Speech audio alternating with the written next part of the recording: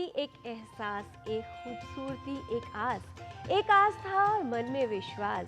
ईश्वर सदा रहे आपके साथ। सुप्रभातम, स्वागत है आपका इस विशेष कार्यक्रम में। मैं हूँ किरण भारद्वाज।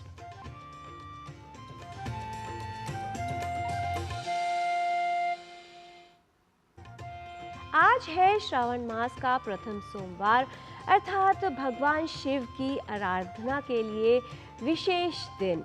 इस दिन पूजा, आराधना और व्रत करने का विशेष महत्व माना गया है। आइए देखते हैं आज का पंचांग और जान लेते हैं क्या है आज की तिथि और नक्षत्र। आज का पंचांग युगाब्द 5128, विक्रम संवत 2083, शक संवत 1948, दक्षिणायन, श्रावण मास, कृष्ण पक्ष, पंचमी तिथि, सोमवार, उत्तरा भाद्रपद नक्षत्र। आज का दिन आप सभी के लिए मंगलमय हो। जब परिस्थितियां हो कठिन, मन होने लगे निराश, जब भी टूटने लगे साहस और आस, तभी ईश्वर दिलाते हैं याद कि सदा रखो मुझ पर विश्वास, क्योंकि मैं सदा हूँ तुम्हारे साथ। इसलिए कठिन समय में, कठिन परिस्थितियों में साहस कभी नहीं छोड़ना चाहिए और ये ध्यान रखना चाहिए कि ईश्वर हमारे साथ है।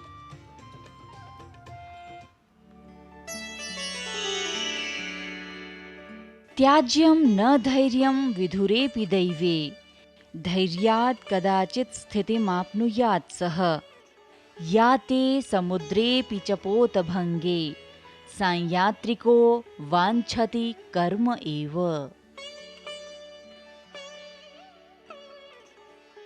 भाग्य के प्रतिकूल होने पर भी मनुष्य को धैर्य नहीं छोड़ना चाहिए, क्योंकि धैर्य के कारण वह कभी भी अपनी खोई हुई अनुकूल स्थिति को पुनः प्राप्त कर सकता है। जिस प्रकार समुद्र के बीच में जहाज टूट जाने पर भी एक कुशल नाविक केवल अपने कर्म अर्थात जीवित रहने और तैरने के प्रयास की ही इच्छा करता है और हिम्मत नहीं हारता।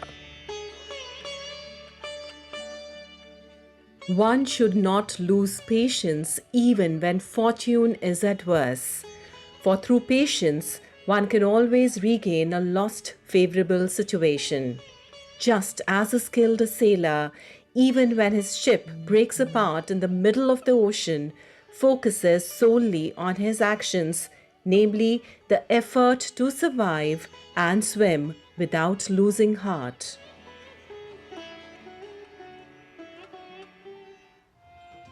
सनातन धर्म में कांवड़ यात्रा अत्यंत पवित्र है और इसका ऐतिहासिक महत्व है। ये न केवल एक धार्मिक यात्रा है, बल्कि भक्ति, कठोर तपस्या और सामाजिक समरसता का जीवंत प्रतीक है। कंधों पर कांवड़, पैरों में छाले और मुख पर सिर्फ शिव का नाम। क्या सिर्फ ये एक धार्मिक अनुष्ठान है या फिर इसके पीछे छुपा है कुछ रहस्य? आइए जान लेते हैं कांवड़ यात्रा पर ये विशेष रिपोर्ट देखकर कि क्या है इसका धार्मिक महत्व हम सभी के लिए।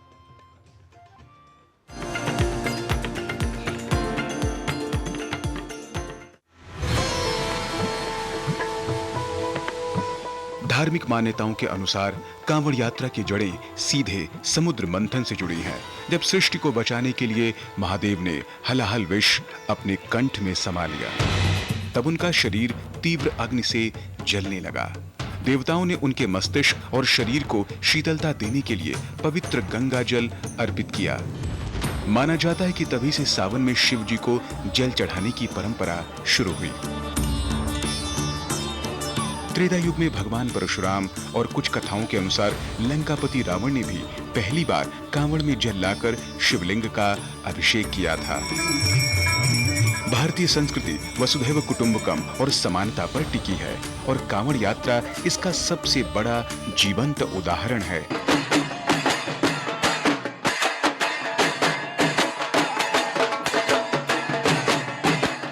इस यात्रा में कोई राजा नहीं, कोई रंक नहीं। जैसे ही कोई श्रद्धालु भगवा वस्त्र धारण करता है, उसकी जाति, उसका पद, उसका बैंक बैलेंस सब पीछे छूट जाता है।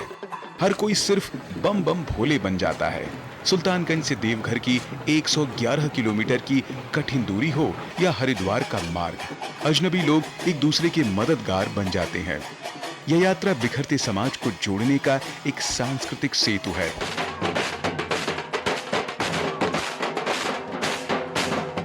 लेकिन क्या आपने कभी सोचा कि यह यात्रा केवल सावन यानी जुलाई अगस्त के महीने में ही क्यों होती है?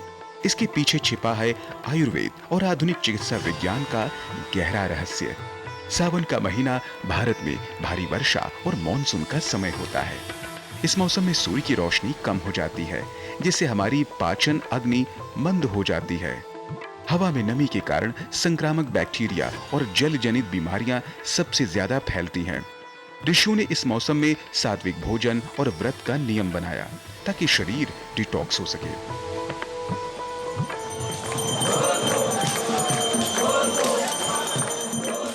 कांवड़ यात्रा के दौरान कड़े नियमों का पालन, पैदल चलना और तामसिक भोजन से दूरी इंसान की रोग प्रतिरोधक क्षमता को बढ़ाती है। पैदल लंबी दूरी तय करने से कार्डियोवैस्कुलर हेल्थ सुधरती है और मानसिक दृढ़ता का विकास होता है। नदी के बहते ताजे जल को उठाकर चलना पर्यावरण के साथ हमारे जुड़ाव को भी दर्शाता है। कांवड़ यात्रा सिर्फ नंगे पैर चलने की एक जिद नहीं, बल्कि तन को स्वस्थ, मन को शुद्ध और समाज को एक सूत्र में पिरोने का एक अद्भुत विज्ञान है।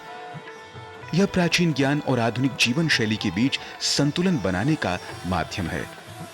जब किसी कांवड़िए का दर्शन हो तो समझें कि वह सिर्फ जल लेकर नहीं जा रहा, बल्कि भारत की अमूल्य सांस्कृतिक और वैज्ञानिक विरासत को अपने कंधों पर उठाए आगे बढ़ रहा है। गिरीश मिश्र, डीडी न्यूज।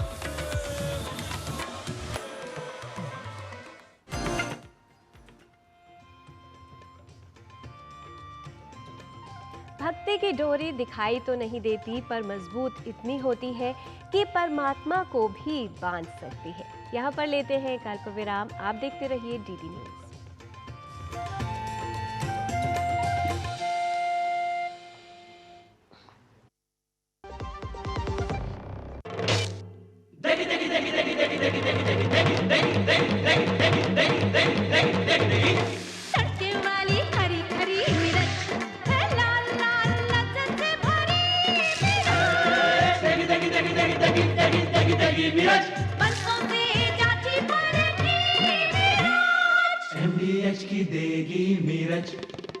देगी मिर्च का तड़का, अंग अंग फड़का। MDH की देगी मिर्च।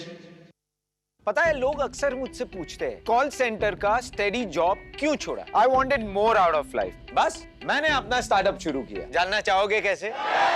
Then start up your own business as an LIC agent. यहाँ सब कुछ है। Great products, zero investment, leading organization and unlimited opportunities. तो क्या आप तैयार हैं? LIC एजेंट बनो, अब बड़ा सोचो। हमारी वेबसाइट पर जाएं या अपनी नजदीकी LIC शाखा से संपर्क करें। भारत की सबसे बड़ी gold loan NBFC Muthoot finance से गोल्ड लोन लीजिए और फिर देखिए सोना क्या नहीं कर सकता। कॉल कीजिए 1-800-313-1212।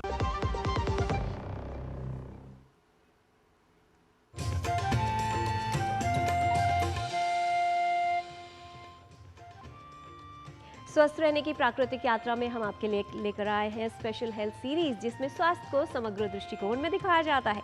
जीवनचर्या में बस थोड़ा सा बदलाव और आप भी कर सकते हैं बीमारियों से बचाव। तो आइए चलते हैं योग 360 में प्राकृतिक रूप से स्वस्थ रहने के लिए।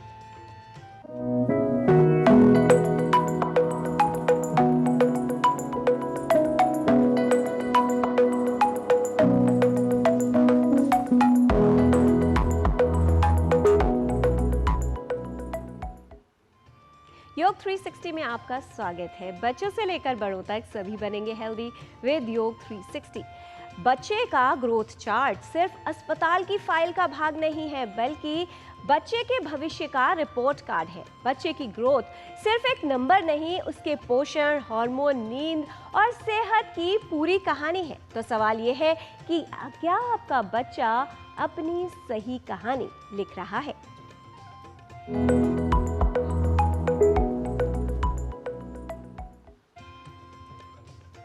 बच्चे की हाइट नहीं, उसकी स्ट्रेंथ, स्टेमिना और कॉन्फिडेंस भी ग्रो होना चाहिए, क्योंकि एक एक्टिव बच्चा सिर्फ खेलता नहीं, वो सीखता है, बढ़ता है, चमकता है। बच्चों की सिर्फ हाइट नहीं, बल्कि उनकी होनी चाहिए हेल्दी ग्रोथ, क्योंकि ये उनके भविष्य और सेहत दोनों के लिए जरूरी है। बच्चों के बेहतर स्वास्थ्य के लिए उनका शारीरिक विकास ठीक से होना आवश्यक है।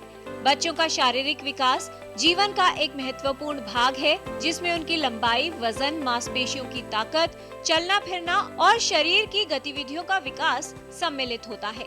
जन्म के बाद बच्चे तेजी से बढ़ते हैं।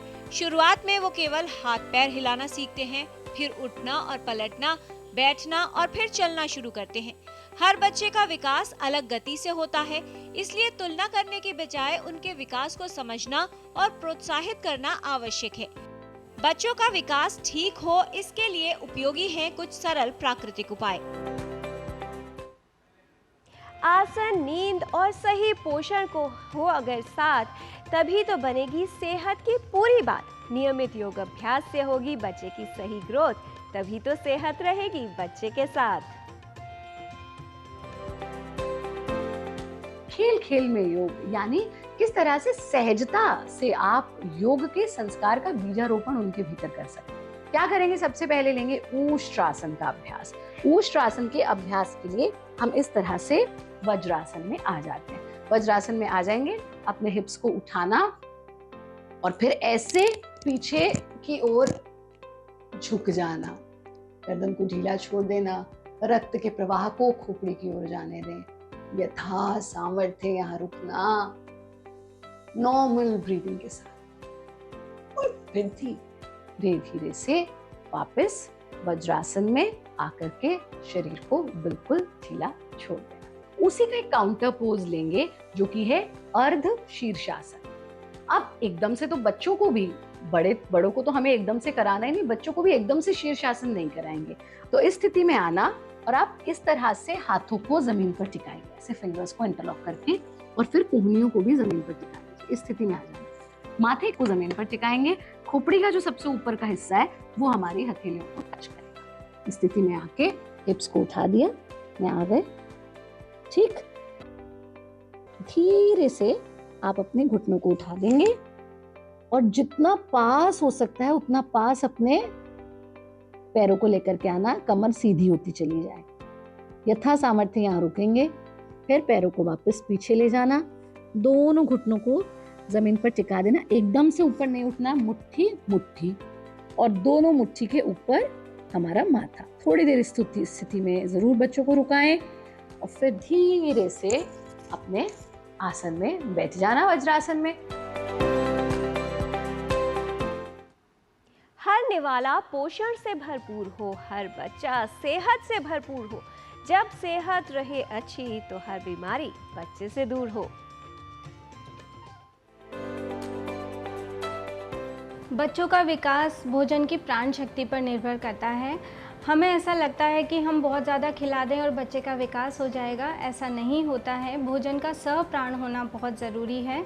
तो सप्राण भोजन की अगर हम बात करते हैं तो स्प्राउट्स का नंबर सबसे पहले आता है। आप भीगे हुए मूंग, चने, मूंगफली के दाने, इस तरह की अनाज को अंकुरित करके और बच्चों के आहार में शामिल करें। इनमें विटामिन B12 होगा, एंजाइम और प्रोटीन से भरपूर होते हैं जो कि लंबाई और मांसपेशियों के विकास में सहायक होते हैं। इसके अलावा फल और सब्जियों का सेवन करें। मशरूम का सेवन ज़रूर कराएं क्योंकि ये नेचुरल विटामिन D इसमें मौजूद है। तो बच्चा जो भी कैल्शियम या कैल्शियम युक्त आहार खा रहा है तो उसके अवशोषण के लिए विटामिन D की बहुत ज़्यादा ज़रूरत है। सुबह की हल्की धूप का सेवन ज़रूर हमें बच्चों को कराना चाहिए। बोन हेल्थ के लिए कैल्शियम में रागी का सेवन ज़रूर कराएं। रागी के दलिया, रागी का रोटी, जिस भी फॉर्म में आप रागी को खिला सकते हैं। तिल का सेवन जो है वो कैल्शियम की मात्रा और ओमेगा 3 फैटी एसिड की मात्रा को बढ़ाने में हेल्प करेगा। तिल को आप चटनी के रूप में, लड्डू के रूप में या सलाद के ऊपर बुरक कर भी खिला सकते हैं। ड्राई फ्रूट्स को सोख करके खिलाएं जिसमें बादाम, अखरोट, अंजीर, मुनक्के, ये हीमोग्लोबिन को भी बढ़ाएंगे। खजूर को सेवन कराएं, इससे हीमोग्लोबिन भी बढ़ेगा। और तांबे के लोटे में रखा हुआ जल का सेवन ज़रूर कराएं, इससे डाइजेस्टिव फायर जो है वो बढ़ेगी और भूख भी अच्छी लगेगी। इसके अलावा दही, छाछ, मट्ठा जैसे पदार्थों का सेवन करवाएं। बच्चे को शुरू से ही हमें ये सिखाना है कि चबा चबा कर खाना खाए। Packed food, junk food, chips और नूडल्स और फास्ट फूड, ऐसी चीज़ों का सेवन, कोल्ड ड्रिंक्स के सेवन से बच्चों को बचाना चाहिए। ये पाचन को बिगाड़ते हैं। फलों का सेवन हमेशा भोजन से 1 घंटा पहले या 1 घंटा बाद में करें। भोजन के साथ फलों का सलाद ना दें, भोजन के साथ सब्जियों का सलाद दें। हैबिट्स एंड हेल्थ का है स्ट्रॉन्ग कनेक्शन। बच्चे की सही ग्रोथ के लिए कीजिए राइट सिलेक्शन। ये औषधियाँ बच्चे को बनाएंगी हेल्दी, देंगी optimum growth and strong foundation. बच्चों का जो स्वास्थ्य है बहुत इम्पोर्टेंस उसकी होती है, क्योंकि वो फाउंडेशन है। बचपन हमारी फाउंडेशन है। अगर बचपन में हमारा स्वास्थ्य बिगड़ता है तो कई तरह की कमजोरी हमारे शरीर में हो जाती है और पूरी लाइफ लॉन्ग वो परेशान करते हैं। इसलिए आयुर्वेद में बहुत स्पष्ट लिखा है कि बच्चों को अगर स्वस्थ रखना है तो बचपन में उनको अच्छी से अच्छी जो है आयुर्वेदिक औषधियाँ दें, रसायन सेवन कराएं, क्योंकि ग्रोइंग एज में 2 चीज़ों की आवश्यकता होती है। शारीरिक विकास के लिए हमें ज़रूरी चीज़ें चाहिए और मानसिक विकास के लिए भी हमें कुछ अच्छी औषधियाँ चाहिए। सबसे सरल है च्यवनप्राश, बहुत बढ़िया है, बच्चे आराम से खाते हैं, टेस्टी होता है, बहुत सारे उसमें जो है न्यूट्रिएंट्स होते हैं। बच्चों को च्यवनप्राश अवश्य खिलाएं। और शारीरिक विकास के लिए अश्वगंधा उनको खिला सकते हैं। इसके साथ साथ शतावरी जो है बहुत अच्छा काम करती है। वो इसी सरल चीज़ें हैं, सिंपल हैं, आसानी से जो मिल जाती हैं। और घी का सेवन कराइए, मेडिकेटेड घी भी मिलते हैं, या फिर ब्राह्मी भी वैसे भी सेवन करा सकते हैं बच्चों को, बहुत अच्छा है। और बच्चों का एक स्पेशल प्रोसीजर आयुर्वेद में लिखा है स्वर्ण प्राशन। स्वर्ण प्राशन के ड्रॉप्स आजकल मिल जाते हैं। महीने में 1 बार, नॉर्मली हम कहते हैं कि पुष्य नक्षत्र के समय महीने में 1 बार, जन्म से लेके 15 साल तक के जो बच्चे हैं उनको आप अवश्य पिलाएं।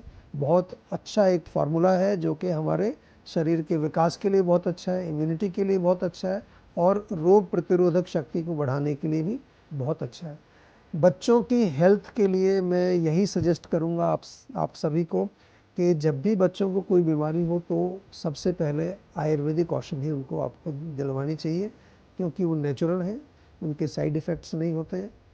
बच्चों के खान पान का विशेष ध्यान रखें, साथ ही उन्हें व्यायाम और शारीरिक गतिविधियां करने के लिए प्रोत्साहित करें, जिससे आपके बच्चे का शारीरिक विकास ठीक हो और आपका बच्चा स्वस्थ रहे। तो आज आपने जाना उष्ट्रासन का अभ्यास, अर्ध शीर्षासन का अभ्यास। इन योगासनों का नियमित अभ्यास करना लाभकारी है। बच्चों के शारीरिक विकास में उपयोगी है योग। बच्चों को अंकुरित मूंग, चने व मूंगफली के दाने खिलाएं।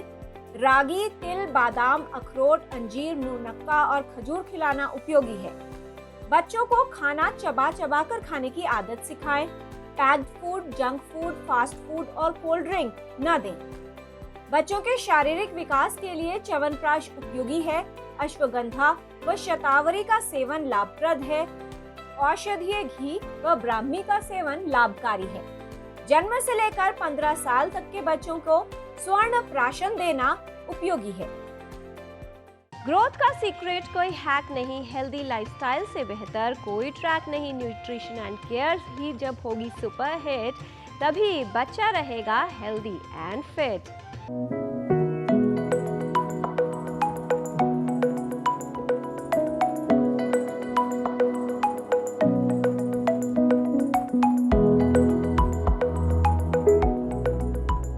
चाहे बात हो अपनी सेहत को सुधारने की या जीवन में ज्ञान को बढ़ाने की, आवश्यक है कि उसके लिए निरंतर प्रयास किया जाए। आइए चलते हैं संस्कृत पाठशाला में, करते हैं संस्कृत का अभ्यास हमारे सहयोगी डॉक्टर दिवेश द्विवेदी के साथ।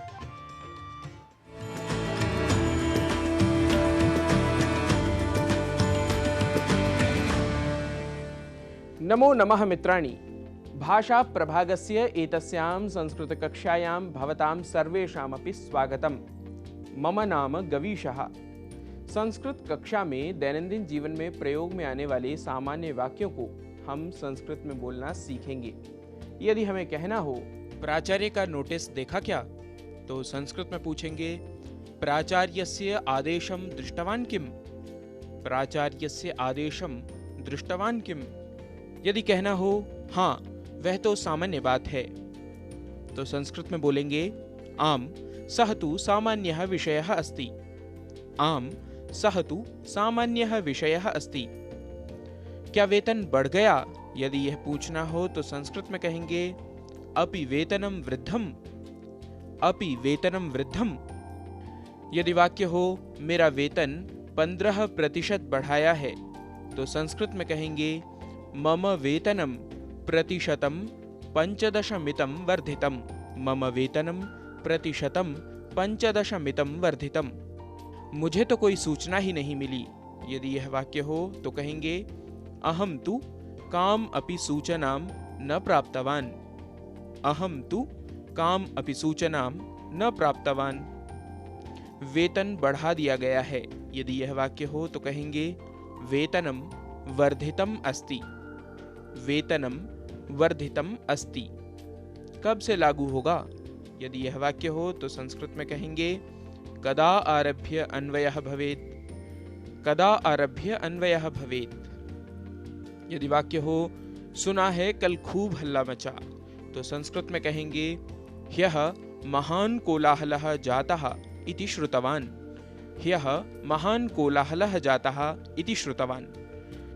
ऐसा है तो कैसे जिएंगे, यदि यह वाक्य हो तो कहेंगे एवं चेत कथम जीवामः। एवं चेत कथम जीवामः। क्या समाचार पत्र देखा, यह पूछना हो तो कहेंगे अपि वार्तापत्रम दृष्टम। अपि वार्तापत्रम दृष्टम। यदि कहना हो कह दो आज मैं कक्षा नहीं लूंगा, संस्कृत वाक्य बनेगा अद्य कक्षाम न स्वीकरोमि इति सूचयतु। अद्य कक्षाम न स्वीकरोमि इति सूचयतु। क्या प्राचार्य आए हैं। किम प्राचार्यः आगतः। किम प्राचार्यः आगतः। इस महीने कितनी छुट्टी हैं, यदि यह कहना हो तो संस्कृत में बोलेंगे एतस्मिन् मासे कति अवकाशाः सन्ति। एतस्मिन् मासे कति अवकाशाः सन्ति। क्या परसों छुट्टी होगी, यदि यह वाक्य हो तो कहेंगे परश्वः अवकाशः भवेत् किम। परश्वः अवकाशः भवेत् किम। प्रश्न पत्र तैयार किया क्या, यदि यह वाक्य हो तो कहेंगे प्रश्न पत्रम सज्जीकृतम किम। प्रश्न पत्रम सज्जीकृतम किम। इस बार का परीक्षा परिणाम कैसा रहा, यदि यह वाक्य हो तो संस्कृत में कहेंगे ऐषमः परीक्षा परिणामः कथम अवर्तत। ऐषमः परीक्षा परिणामः कथम अवर्तत।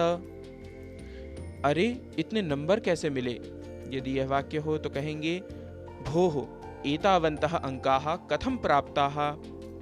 भोः एतावन्तः अंकाः कथम प्राप्ताः। परीक्षकों की उदारता समझिए। परीक्षकाणाम औदार्यम एव। परीक्षकाणाम औदार्यम एव। मित्रों, प्रतिदिन इसी प्रकार कुछ वाक्यों का अभ्यास धीरे धीरे करने से ही आपकी भाषा ठीक रहेगी। आप संस्कृत बोलने का जितना अभ्यास करेंगे उतना ही आपकी भाषा में निखार आएगा। तो संस्कृत के ऐसे ही वाक्यों से, ऐसे ही विषयों से जुड़े रहने के लिए आप देखते रहिए हमारा विशेष कार्यक्रम संस्कृत की पाठशाला। आपसे पुनः मिलेंगे ऐसे ही कक्षा में कुछ और विषयों के साथ। तब तक के लिए नमस्कार।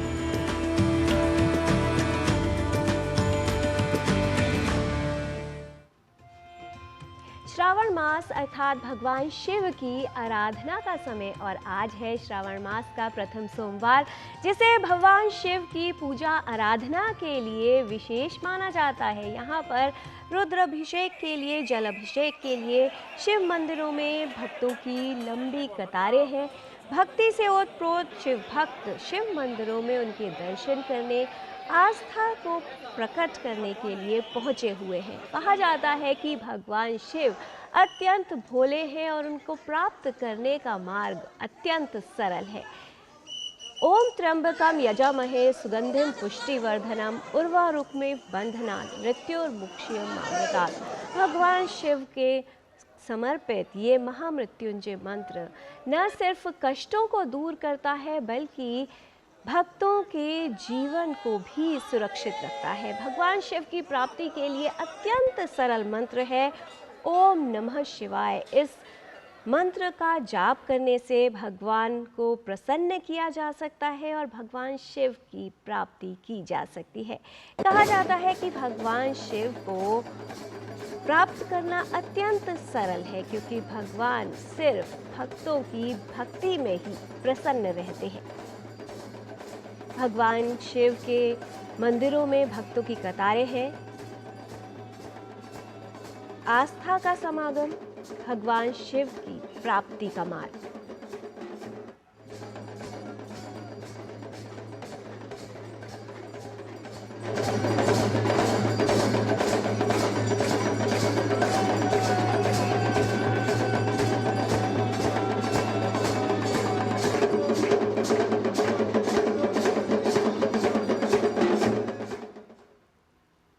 अगर प्रभु प्राप्ति की इच्छा हो, तीव्र भावना हो, तो प्रभु कृपा जीवन में अत्यंत शीघ्रता से जागृत हो जाती है भक्ति के रूप में।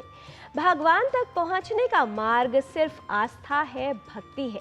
भक्ति और विश्वास भगवान पर इतना हो कि जब संकट हम पर आए तो चिंता प्रभु को हो। प्रार्थना शब्दों में नहीं, हृदय में होनी चाहिए क्योंकि भगवान उनकी भी सुनते हैं जो बोल नहीं पाते।